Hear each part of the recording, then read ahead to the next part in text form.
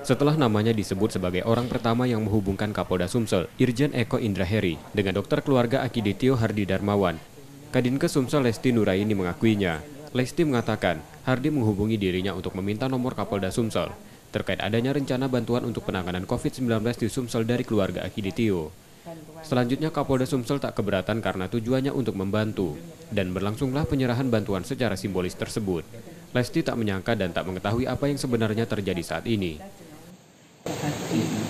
Dan waktunya memang sangat pendek, sangat baik karena Pak Kapolda tidak punya pemikiran yang negatif, selalu berpikir positif bahwa ini niat baik daripada keluarga, di mana kita memang sedang mengalami pandemi yang mengakibatkan efek tidak hanya kesehatan tetapi juga ekonomi, dan keluarga ini bertujuan dari apa yang disampaikan Prof. Hadi untuk membantu penanganan COVID yang terdampak COVID dan juga orang yang tidak mampu, tentunya di luar kita semua ini bagaimana sebenarnya.